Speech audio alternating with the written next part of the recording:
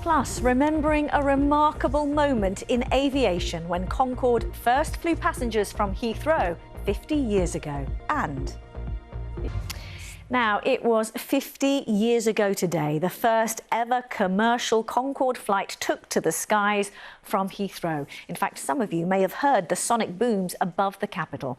Travelling at twice the speed of sound, Concorde could fly from London to New York in just over 3 hours. It was mainly developed and built at Brooklands in Weybridge, where one remains on display. And Alice Bandukravi has been on board.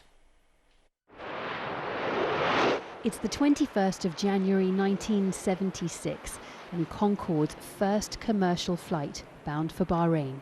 Watching from the ground at Heathrow, a young plane enthusiast who'd go on to become a Concorde pilot. So what was it like being a pilot on Concorde? It was the best job in the world, the pinnacle of my career. When I first flew Concorde in February 1999, training as an empty aeroplane, we were down in Seville practicing our takeoffs and landings. I couldn't believe it. It just went like a rocket, 0 to 200 miles an hour in about 20 seconds. And then a week later, we took off from Heathrow and I went through the sound barrier for the first time.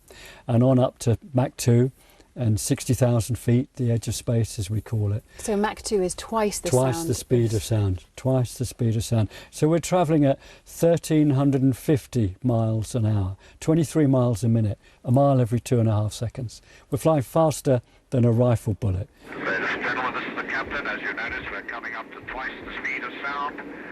No wonder it only took 3 hours and 20 minutes to get from London to New York.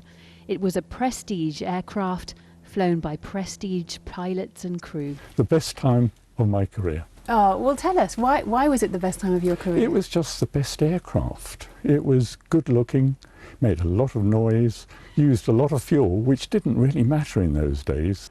And we had lovely passengers.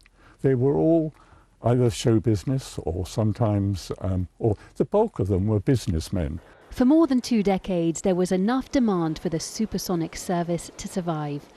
But in 2000, there was a fatal crash, and after worries about its massive running costs in a post-9/11 world, Concorde was grounded permanently, much to the chagrin of the jet set who flew her.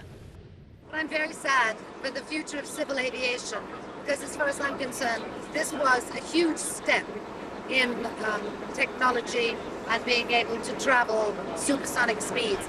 Nowadays, the closest you'll get to flying Concorde is visiting this one at the Brooklands Museum in Surrey, where she reminds us of a bygone era, the golden age of travel.